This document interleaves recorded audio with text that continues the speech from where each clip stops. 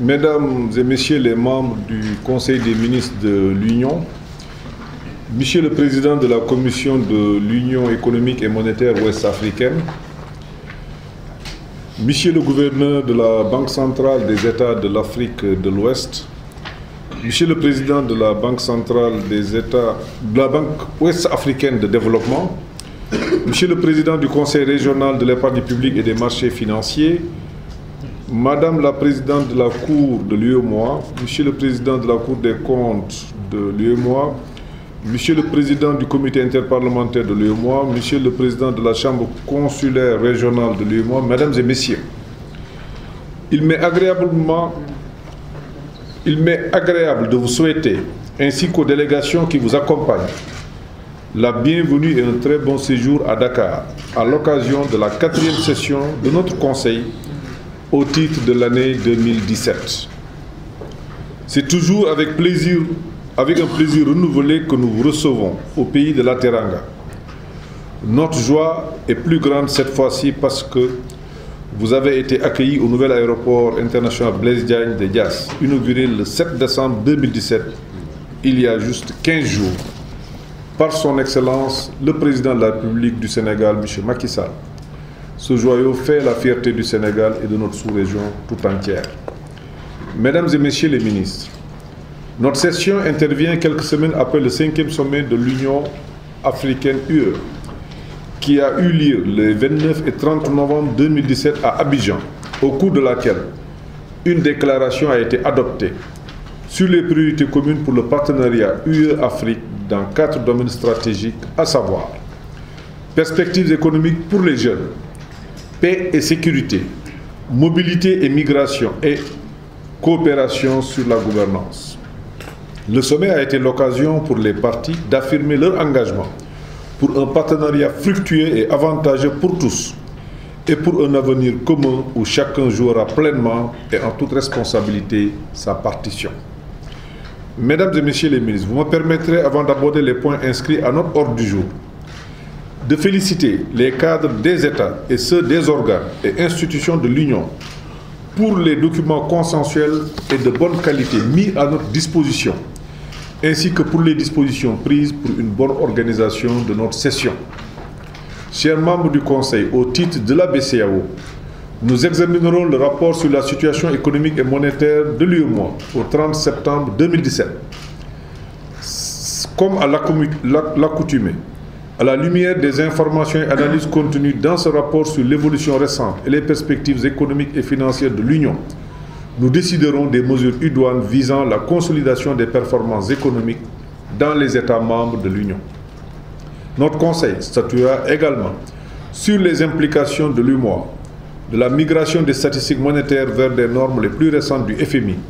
et de la production des comptes nationaux des États membres de l'Union selon les normes SCN 2008. À cet égard, je voudrais rappeler que notre Conseil avait décidé lors de sa réunion ordinaire de septembre dernier de réexaminer ce dossier à notre présente session compte tenu de sa spécificité. Nous nous pencherons en outre sur le projet de rapport à la conférence des chefs d'État et de gouvernement de l'Union sur les avantages dérogatoires à la réglementation des relations financières extérieures des États membres de l'UEMOA accordés à certains secteurs d'activité. Par ailleurs, notre Conseil procédera à la désignation de son président pour les exercices 2018-2019. Enfin, la Banque centrale a souhaité informer le Conseil des ministres d'autres dossiers portant notamment sur les principales décisions de la réunion du Comité de politique monétaire de la BCEAO tenue le 6 décembre 2017, le cadrage macroéconomique de l'UEMOA pour les années 2018-2019, la situation du système bancaire de l'UEMOA au titre de l'année 2016, le projet de budget pour l'exercice 2018, ainsi que l'état d'avancement du projet de promotion du bureau d'information sur les crédits BIC dans l'UEMOA. Au titre de la BOAD, le Conseil des ministres se prononcera sur les perspectives financières de l'institution actualisée sur la période 2017-2021, élaborée en cohérence avec le plan stratégique 2015-2019 et se fondant tant sur les réalisations passées que sur des indicateurs d'évolution prévisibles. En outre, Il sera informé de l'état de recouvrement des créances sur prêt de la BOAD au 30 novembre 2017 et du projet de budget programme 2018-2020. Enfin, la BOAD portera à notre connaissance le relevé des décisions de la 107e réunion ordinaire du Conseil d'administration tenue le 13 décembre 2017 à Dakar. Au titre de la commission de l'UEMOA, outre les 2 points soumis par la Cour des comptes, 4 dossiers nous sont soumis, dont 3 pour décision et 1 pour avis.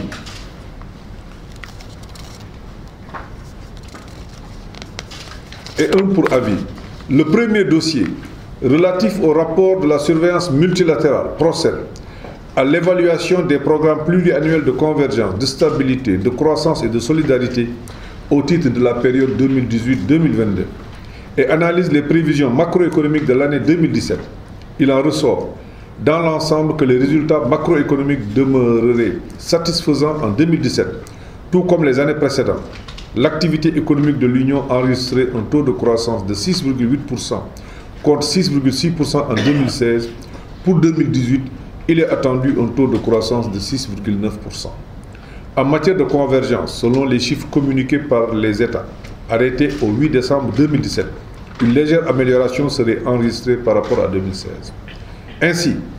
il est attendu sur la base des programmes transmis que tous les États convergeraient en 2019 en respect de l'horizon fixé. Les risques qui peuvent entraver cette bonne perspective, et non des moindres, sont les aléas climatiques, la chute des cours des matières premières et la persistance de la crise sécuritaire dans la zone du Sahel.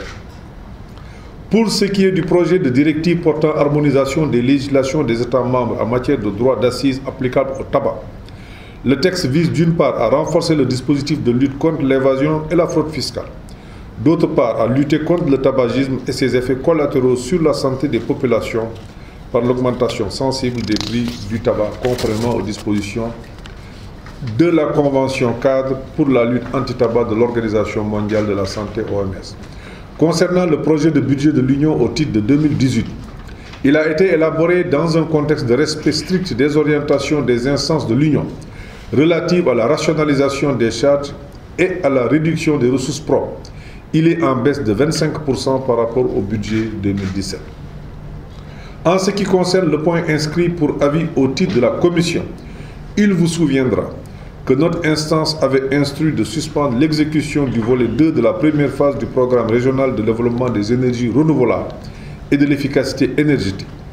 en attendant que le point soit fait sur la situation d'exécution des projets confiés en maîtrise d'ouvrage déléguée à la Société africaine de biocarburants et des énergies renouvelables SABER. Il s'agit pour nous de nous prononcer sur la gestion de ce partenariat et d'en tirer les leçons dont nous conviendrons d'un commun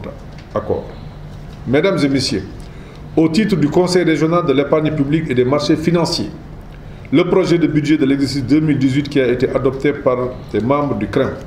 lors de leur session ordinaire tenue le 14 novembre 2017 à Abidjan nous est soumis pour approbation. Ce projet de budget a été élaboré dans un contexte de mise en œuvre de certaines actions de réforme du marché financier régional. Conformément aux termes du rapport sur la réforme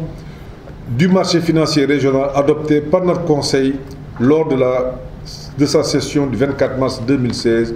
notamment la mise en œuvre de la présidence résidente du Conseil régional de l'épargne publique et des marchés financiers CREM dès le 1er janvier 2018. Notre Conseil examinera également le projet de règlement financier révisé du Conseil régional de l'épargne publique et des marchés financiers qui nous est soumis pour approbation. En effet, après 15 années d'application, des faiblesses liées à la mise en œuvre du règlement financier ont été relevées par rapport au texte réglementaire du Conseil régional et la spécificité de ses activités. Pour pallier ces insuffisances, le règlement financier a été révisé et adopté par le CREM lors de sa session extraordinaire du 15 novembre 2017. L'avis de notre Conseil sera également sollicité d'une part sur le changement de dénomination du Conseil régional de l'épargne publique et d'autre part sur l'état de mise en œuvre des recommandations de la Cour des comptes de l'UEMOA. Enfin, notre Conseil sera informé de l'évolution des activités du marché financier régional au cours du 3e trimestre 2017. De même, un compte-rendu sera fait des échanges avec le cadre permanent de concertation OHADA sur la problématique du niveau de capital minimum requis pour les entreprises faisant appel public à l'épargne sur le marché financier de l'UEMOA. Chers membres du Conseil, au moment où je vais transmettre le témoin de la présidence de ce Conseil, il me plaît de saisir l'avantage de cette session pour vous dire ma reconnaissance pour le soutien inestimable dont le président du comité des experts et moi-même avons bénéficié tout au long des 2 années au cours desquelles le Sénégal a assuré la présidence de notre instance. Je me félicite de la qualité de nos débats et de la précieuse contribution du Conseil des ministres statutaires à la construction de l'édifice communautaire. À la faveur de l'engagement de chacun de nous, le processus d'intégration est en cours. Il a connu des avancées notoires et les résultats enregistrés au cours des dernières années augurent de bonnes perspectives en faveur du bien-être des populations de notre espace communautaire. Je voudrais nous inviter à persévérer dans la poursuite de la mise en œuvre des chantiers communautaires en vue de l'atteinte des objectifs fixés par les pères fondateurs de notre Union. Mesdames et messieurs, à quelques jours de l'année 2018, je vous souhaite le meilleur pour la nouvelle année. Qu'elle soit pour vous et pour vos familles respectives une année de plein épanouissement, de santé et d'accomplissement de soi. Qu'elle soit pour les peuples de notre espace communautaire une année de paix et de sécurité. Une année au cours de laquelle des solutions confortables seront trouvées pour garantir un avenir plus sûr et plus prospère à tous nos jeunes, chez eux, en Afrique. Aux hommes et femmes de médias qui nous accompagnent pour garantir la visibilité de nos chantiers, j'adresse nos sincères remerciements ainsi que tous nos vœux de bonheur, de santé et de prospérité pour la nouvelle année. C'est sur ces mots que je déclare ouverte la 4e session ordinaire du Conseil des ministres statutaires au titre de l'exercice 2017. Je vous remercie de votre aimable attention.